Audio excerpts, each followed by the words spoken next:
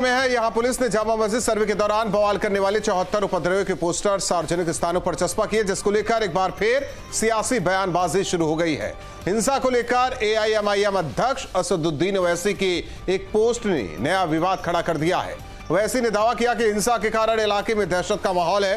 करीब 1000 घरों पर ताले लगे हुए हैं। संभल में डर का ऐसा माहौल बना दिया गया है कि मुसलमान अपना घर छोड़ने को मजबूर हो गए हैं।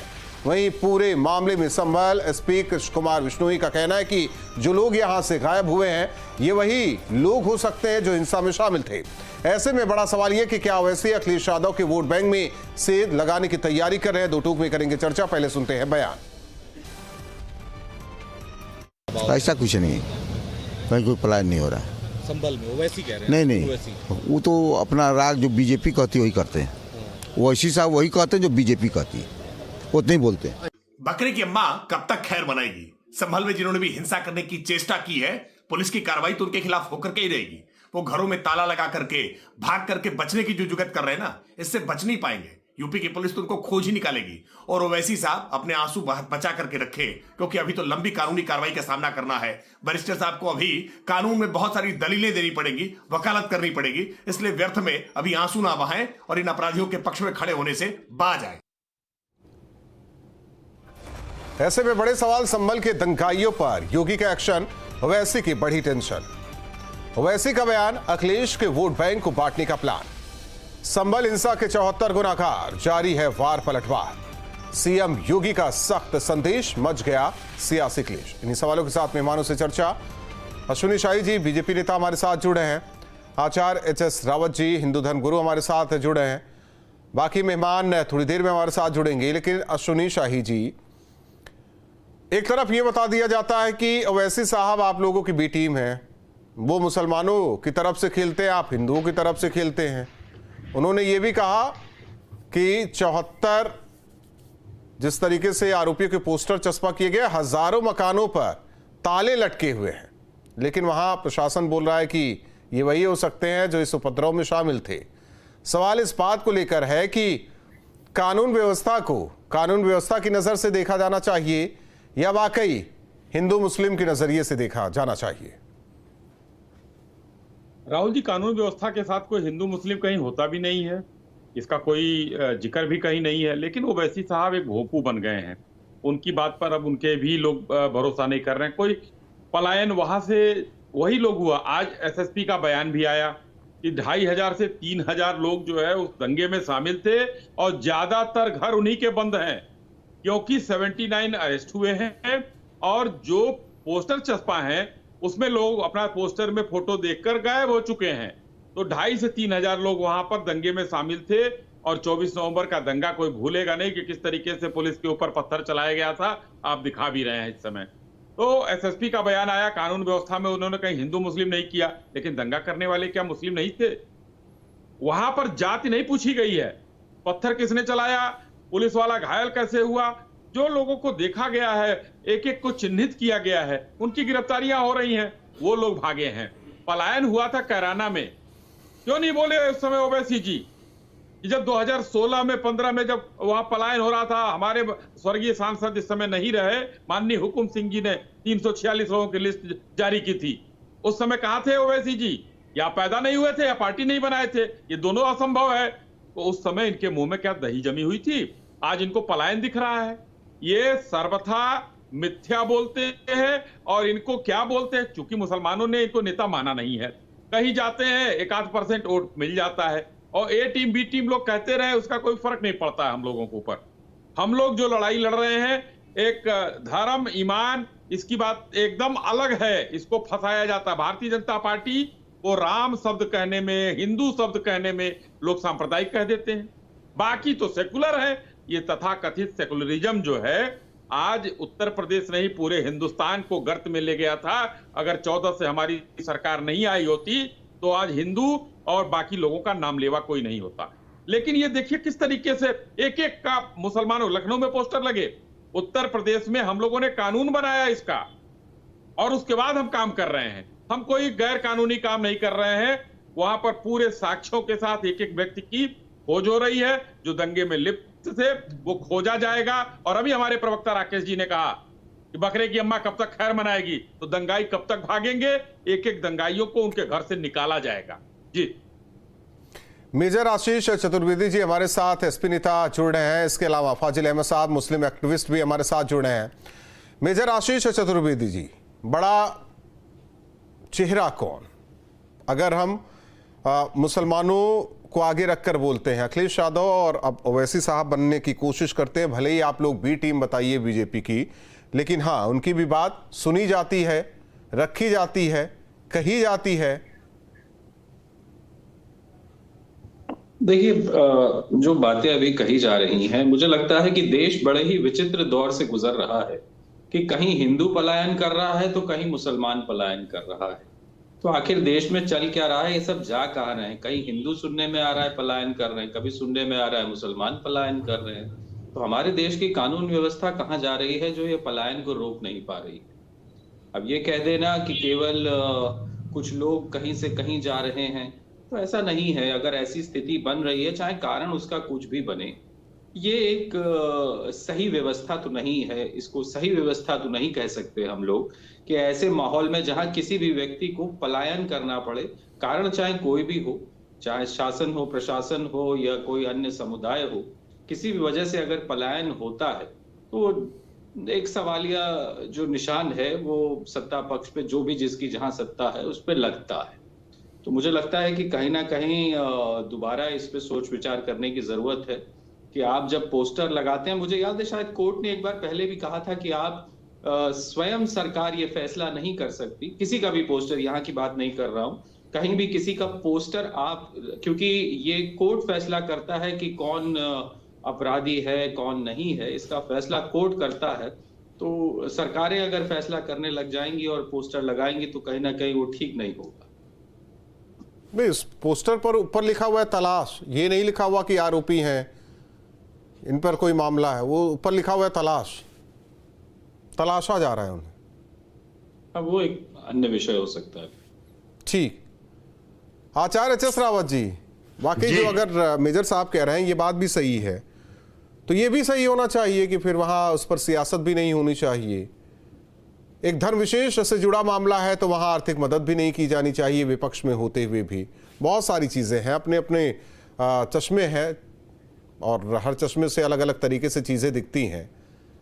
सवाल इस बात को लेकर है कि ये बार बार क्यों कहा जा रहा है कि टारगेट मुसलमान ही है। राहुल जी, मेजर साहब कह रहे थे कि ये पोस्टर लगाने का अधिकार सरकार को नहीं है। सरकार को जो इस प्रकार के वांछित अपराधी होते हैं, जिहादी होते हैं, उनका पोस्टर लगाने का अधिकार भी है और उन पर इनाम रखने का अधिकार भी है। इनाम रख करके उनको अरेस्ट करना और फिर कोर्ट के सामने पेश करना, ये सरकार का और पुलिस का दायित्व बनता है। ये जितने भी जिहादी थे जिन्होंने पत्थर मारा, ये वो लोग भागे और भागने भी चाहिए, क्योंकि अगर सरकार का भय नहीं होगा तो फिर वहीं पे दोबारा गोलियां चलाएंगे। पुलिस के ऊपर गोली चलाना आसान काम नहीं होता है। पुलिस गोली चलाए, राम भक्तों पे बात समझ में आती है। राम भक्तों को तो कोई मुआवजा नहीं मिला, लेकिन उनको मुआवजा देने के लिए जरूर पहुंच जाते हैं वहां लोग। इससे ये पता लगता है कि भाईचारा नहीं, समाजवाद नहीं, ये तुष्टीकरण की नीति बड़ी खतरनाक है। ये हिंदू मुसलमान में आपस में डिवीजन करती है, उनको बांटती है। यानी जब राम भक्तों की दुर्दशा होती है, कोई पूछने वाला नहीं, पड़ी हुई है लाशें, और यहां पहुंच जाते हैं उनको पैसे देने के लिए। इसलिए भय होना चाहिए। सरकार का भय नहीं होगा तो कोई भागेगा नहीं। इसलिए जिसके दाढ़ी में तिनका होता है, चोर वही होता है, और वो भागे हुए हैं। पुलिस उनको ढूंढेगी, सर्च करेगी, उनको सजा दी जाएगी, क्योंकि प्रशासन का भय, सरकार का भय बहुत मायने रखता है।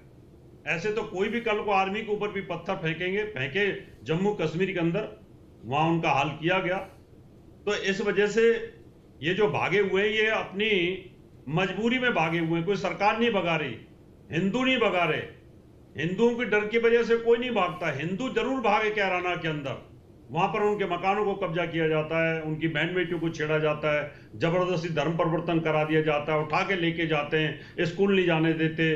तो ऐसी जब परिस्थिति पैदा करोगे तो हिंदू कहने के चला जाएगा। और हिंदू ने लिखा, लेकिन ये लोग तो क्रिमिनल हैं, ये लोग तो जिहादी हैं।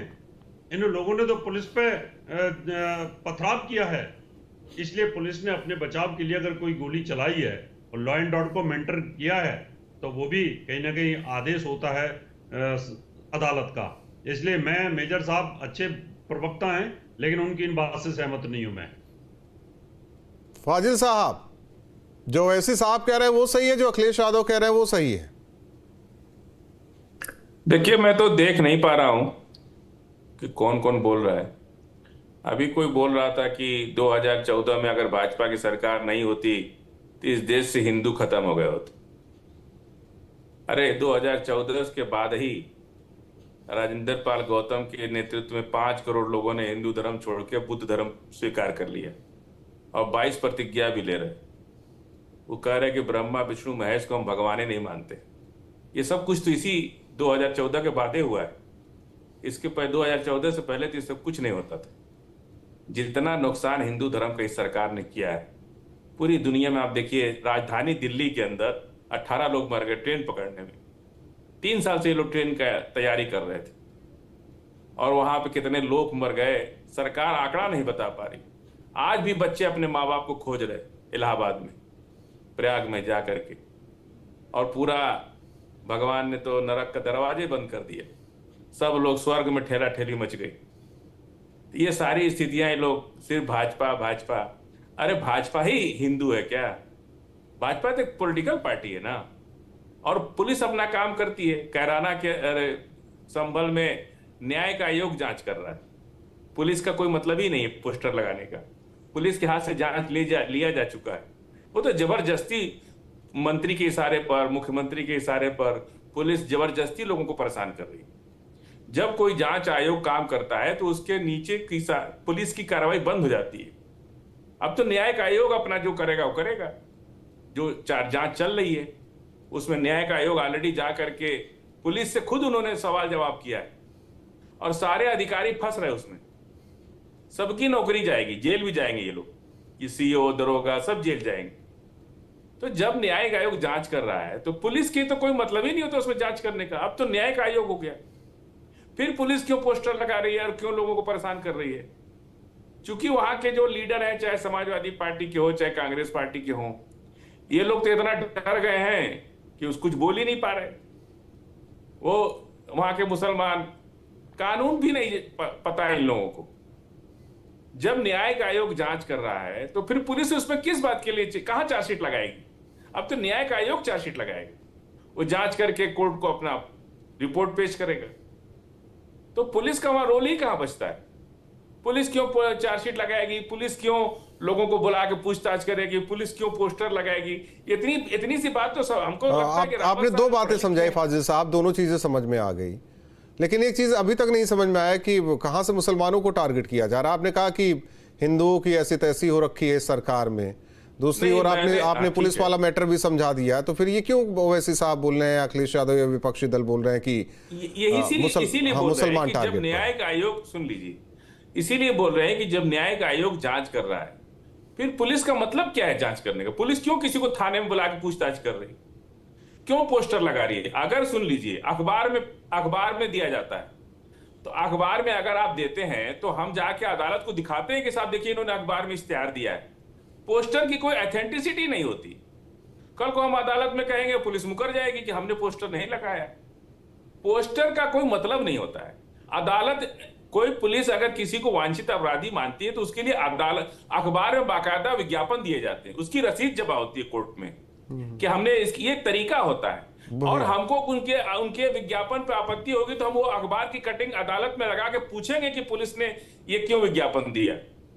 अब पोस्टर लगा देने से तो पुलिस को जब हम कोर्ट में बुलाएंगे तो कोर्ट में झूठ बोल देंगे कि हमने तो कोई पोस्टर नहीं लगाया, क्योंकि पोस्टर की तो कोई ऑथेंटिसिटी होती नहीं है। कोई भी पोस्टर छाप के चिपका देगा तो उसको पुलिस जिम्मेदार थोड़ी है। बहुत सीधी सी बात है। आप कानून के जानकार हैं, जो लोग भी जानते हैं कानून, कभी भी वांछित अपराधियों नहीं, वही बात तो ओवैसी साहब को जो आप कह रहे हैं ना, ओवैसी साहब, क्योंकि ओवैसी साहब तो बैरिस्टर हैं। बस एक मिनट, बैरिस्टर होना अलग बात है, लेकिन भाजपा के लिए अंधा होना अलग बात है। भाई जज जो है अगर चश्मा लगा ले भाजपा का, फिर तो कानून खत्म हो गया ना, फिर तो उसका अपना कानून चलेगा। तो ये जब न्यायिक पद पर बैठा हुआ कोई आदमी बैरिस्टर हो, सरकार, पुलिस, अब न्यायपालिका। मेरी बात सुनिए। हाँ, वही मैं कह रहा हूं, पहले सरकार, फिर पुलिस, फिर अब न्यायपालिका। नहीं, हम न्यायपालिका तो बोल ही नहीं रहे ना, पुलिस को बोल रहे हैं। हम ये जानना चाहते हैं कि अखबार में इश्तिहार क्यों नहीं दिया गया? आप अखबार में दीजिए ना, हम अदालत में जाएंगे, न्यायिक आयोग के समक्ष जाएंगे कि क्या इश्तिहार ये सही है कि गलत है। अश्विनी जी, वो आपको रास्ता दिखा रहे हैं फाजिल साहब। अब अखबार में फोटो छपवाइए। रास्ता नहीं, आईना दिखा रहे हैं। अच्छा, आईना दिखा रहे हैं, आईना ही दिखा रहे हैं। फाजिल साहब को खुद नहीं मालूम है कि वो क्या बोल रहे हैं। और लगभग इनका डिबेट उठाकर देख लीजिए, हर डिबेट में कहते हैं 5 करोड़ लोग बौद्ध हो गए देश में, और कौन गौतम आकर करा गए। तो आपको तकलीफ है कोई? नहीं, हमें तकलीफ नहीं है। आप झूठ बोलते हैं ना, इसलिए आप झूठ बोलते हैं, गुमराह करते हैं। सुनिए ना, तो लीजिए फाजिल। अब आ रहा हूं, फाजिल साहब सुन लीजिए, सुन लीजिए, आपकी बारी, आप अपनी बारी में बोलिए ना फाजिल साहब। अब देखिए, उत्तर प्रदेश में 2020 में एक अध्यादेश आया जो कानून बनाने के लिए हम लोगों ने उसको वो किया, उत्तर प्रदेश सार्वजनिक एवं निजी संपत्ति क्षति वसूली अध्यादेश। उसके पहले भी पोस्टर लगे थे, मैंने अभी कानून का जिक्र किया था। अच्छा, एक मिनट, उस समय भी ये लोग खत्म हो जाएगी। देखिए, सुप्रीम कोर्ट ने क्या कहा, जरा लीजिए। बताइए हमको। नहीं, इस पर सुप्रीम कोर्ट ने क्या कहा? जो अध्यादेश सुप्रीम कोर्ट ने रिट आप लोगों ने लगाया था, हम कानून बनाएंगे, कानून बनाते, सुप्रीम कोर्ट नहीं रोक सकता है कानून किसी। उसने कहा है, सुनिए, अरे सुनो भाई, फाजिल जी सुनो, बात तो सुनोगे। कानून नहीं होता है, बात तो पूरी सुन लीजिए फाजिल साहब। बात तो सुनेंगे फाजिल साहब, पूरी बात तो सुनेंगे आप। कि आप ऐसा कोई कानून नहीं, फाजिल साहब पूरी बात तो सुनेंगे आप। आपको बाकायदा बुला के लताड़ा। फाजिल अहमद साहब, कोई कानून नहीं, फाजिल अहमद साहब, जब तक अदालत फाजिल अहमद साहब, सुन लीजिए, फाजिल अहमद साहब, अदालत में फाजिल अहमद साहब, तब तक आप अपराधी किसी को नहीं, फाजिल अहमद साहब, फाजिल अहमद साहब, एक मिनट, उसमें ना आरोपी ना उसमें ऊपर केवल हेडलाइन है तलाश, उनकी तलाश की जा रही है, उनकी तलाश की जा रही है। नहीं तो ये पुलिस का काम भी रोक देंगे क्या? ये नहीं, वो तो कह रहे थे कि न्यायपालिका में कोई जज अगर भाजपा का चश्मा लगाया है, वो तो न्यायपालिका पर भी सवाल उठा रहे हैं। व्यवस्था करेगा, और ऐसे फाजिल अहमद टाइप और ओवैसी टाइप लोग आकर बोलते रहेंगे, पुलिस काम बंद कर देगी। पुलिस का काम है अपराधियों को खोजना, भले ही न्यायिक जांच चल रही हो उसकी, अपराधी तो सामने ले आएगी। फाजिल साहब, एक सवाल रह गया था आपसे। फाजिल साहब, एक सवाल आपसे रह गया था, अखिलेश बेहतर है या फिर ओवैसी साहब बेहतर है? देखिए, ऐसा है कि मेरी निजी पसंद अलग चीज है। नहीं, निजी ही बता दीजिए। को भी अच्छा बुरा सुन लीजिए। मुझे तो नरेंद्र मोदी सबसे अच्छे लगते हैं क्योंकि उन्होंने फिलिस्तीन के मुसलमानों की मदद की। मुझे तो सबसे अच्छे नरेंद्र मोदी लगते हैं। मैं तो 2 ऑप्शन आपको दिया था, की मदद की, अभी अजमेर चादर भिजवाए थे। नहीं तो आप अखिलेश नहीं तो अखिलेश यादव को क्यों पसंद नहीं करते? आर्थिक मदद उन्होंने की संभल वाले मामले में। तो किसी की आर्थिक मदद करना कोई गुनाह है? तो आप बोलिए ना उसको। आर्थिक मदद करना कोई गुनाह है? तो आप बोलिए ना उसको। कंबल वितरित कर, मैंने आपको 2 ऑप्शन दिया था फाजिल साहब, मैंने आपको 2 ऑप्शन दिया था, तीसरे की तो बात ही नहीं हुई थी। वैसे अच्छे अखिलेश यादव अच्छे। मैंने तो नहीं, मैं अखिलेश यादव ने अगर किसी की मदद की तो आपको, मैं आपसे बस हाँ ना में जवाब मांग रहा हूँ। आप तो बताइए हमको कि अगर अभी कोई अदालत ने किसी को सजा थोड़ी सुना दिया है। मैं कहाँ किसी चीज में पढ़ रहा हूँ फाजिल साहब, आप इधर उधर की बातें कर रहे हैं। मैंने आपसे पूछा कि दोनों में कौन अच्छा, शूद्रों से, पिछड़ों से। फाजिल अहमद साहब, आप जवाब नहीं दे रहे हैं। और सुन लीजिए, नहीं, अखिलेश यादव अगर शूद्र ना होते, ये लोग गंगा जल से उनका ऑफिस धुलवाए। अश्विनी शाही जी, जल्दी बात कीजिए। सारा फाजिल साहब नहीं बता पाएंगे, उनके लिए वो ऐसे भी अच्छे हैं और अखिलेश यादव भी अच्छे हैं। वो जलेबी बनाएंगे ही, बनाते रहेंगे। यहाँ जो है फाजिल अहमद जी पप्पू यादव जी की पार्टी के प्रवक्ता हैं, नहीं, और यहाँ पर मुस्लिम एक्टिविस्ट हैं। ये भी है क्या? ये है और क्या? आप वही मैं कह रहा हूँ, मेरे मित्र हैं भाई, अच्छे प्रवक्ता नहीं है। और किस तरीके से जो है नहीं, इनकार कहाँ कर रहे हो? तो आपने जब सवाल पूछा तो कैसे बता देंगे वो कि अखिलेश जी अच्छे हैं कि ओवैसी अच्छे हैं? समस्या इनकी बहुत बड़ी गंभीर है। ये लोग मुसलमानों के नाम पर अपनी रोजी रोटी चलाते हैं, अपनी पिछड़ी दुकान जाति चलाते के हैं शूद्र हैं, और मुसलमानों कैसे के दलित नाम जो है पर ये कुर्सी दुकान पर बैठ चलाने गया, वाले कैसे लोग मुख्यमंत्री बन यहाँ गया, पर बैठ कर कैसे ज्ञान वो देते आगे बढ़ हैं। गया। कानून व्यवस्था का पालन करने वाले और अखिलेश सिपाही, यादव अगर मुसलमानों एसडीएम, को डीएम पैसा को दे उनका रहे हैं, कानून तो बताएंगे आपको बुरा ये लग रहा है कि वो कैसे करें, ये हमको ज्ञान देंगे। ये ज्ञान मत कानून तो दीजिए। देखिए, उत्तर कानून प्रदेश अगर का संविधान का प्रशासन आप गला इकबाल घोटेंगे, बुलंद है अगर आप और संविधान जो बदलने की करेगा बात बेहतर करेंगे, करेगा। नहीं, ठीक है, हम प्रशासन जरूर का बोलेंगे। अपना काम है मेजर साहब, प्रशासन का अपना काम है, न्यायपालिका का अपना काम है, सबका अपना काम है। लेकिन सवाल देखिए, राजनीति में केवल यही काम है, राजनीति में केवल यही काम है कि हिंदू और मुसलमान करना। नहीं, प्रशासन अगर कोई गलत काम करेगा, तो फाजिल मुझे साहब, आप अपनी बारी में तो बोल ही रहे हैं, दूसरे की बारी में बोल रहे हैं, दूसरे से सवाल कर रहे हैं, फिर भी आप आ जा रहे हैं। या आपसे टाइम लेके आप कहिए, आपसे टाइम लेके 2-3 घंटा अलग से बात कर ले। नहीं, आपसे नहीं पूछा मैंने, मेजर साहब, फाजिल साहब नहीं, मेजर साहब, साहब केवल आप ही पे नहीं लगाते, मेजर साहब भी हैं। आपका स्क्रीन आपने हमको दिया नहीं, इसलिए हमको कुछ दिखाई नहीं दे रहा है। मेजर बहुत दुर्भाग्यपूर्ण स्थिति है देश में कि अगर कोई भी दल धर्म के आधार पर अगर वोट मांग रहा है और उसे मिल भी रहा है, केवल मांग रहा है, ये दुर्भाग्यपूर्ण स्थिति नहीं है, मिल भी रहा है धर्म के आधार पे, वो भी एक दुर्भाग्यपूर्ण स्थिति है। क्योंकि जो पलायन वाकई में लोगों को दिखना चाहिए था, वो था रोजगार का पलायन, जो पलायन होता जा रहा है, जिससे प्रत्येक व्यक्ति जो इस डिबेट पे बैठा भी है और जो देख रहा है वो प्रभावित है कहीं ना कहीं उससे। वो चीजों पे मंथन होना चाहिए था, उन चीजों पे चिंतन होना चाहिए था। महंगाई जो है वो कहां जा रही है, सस्ती चीजों का फिर पलायन हो गया है। तो ऐसी बहुत सी चीजें हैं, शिक्षा है, स्वास्थ्य सेवाएं हैं, जो चीज अब दरकिनारे हैं, क्योंकि सही मायने ये है कि देश आज उस स्थिति में खड़ा है कि इन चीजों पे वोट पड़ भी नहीं रहा है। तो ये कहीं ना कहीं एक दुर्भाग्यपूर्ण स्थिति है जो आने वाले समय में एक दिन विकराल मैं भी मानता हूं, लेकिन आचार्य जी जिनको ना शिक्षा से मतलब, ना स्वास्थ्य से मतलब, जिनको पत्थर से मतलब है और अपने धर्म से मतलब है, तो उनके लिए अब सरकार क्या कर सकती है? आचार्य जी, आवाज आ रही है आपको? जी राहुल जी। जिनको ना शिक्षा, ना स्वास्थ्य, ना सड़क से मतलब, केवल पत्थर से मतलब है, पत्थर फेंकने से मतलब है, उनके लिए सरकार क्या कर सकती है? देखिए, मैं बताना चाहता हूं राहुल जी, मैंने फिल्मों में सुना था कि इस्लाम और मुसलमान बड़ा सच्चा होता है, लेकिन टीवी पे जितने भी ये मुसलमान बैठते हैं, कन्वर्टेड हिंदू, इनकी झूठ बोलने की जो कला है इसमें बड़े माहिर होते हैं।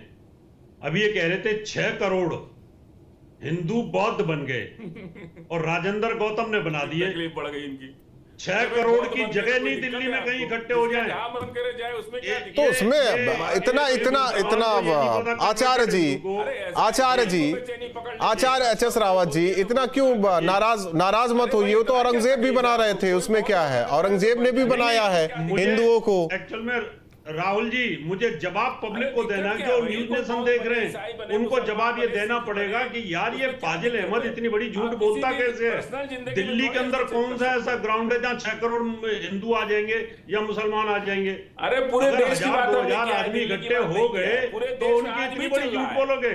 इस्लाम में इतना झूठ बोलना सिखाया है या कन्वर्टेड हिंदुओं को झूठ बोलना सिखाया है, या कन्वर्टेड हिंदू ये बताना चाहते हैं कि हम सऊदी अरब वालों से ठीक है फाजिल साहब, लेकिन मेरा सवाल रह गया था, आपकी तरफ से जवाब नहीं मिल पाया।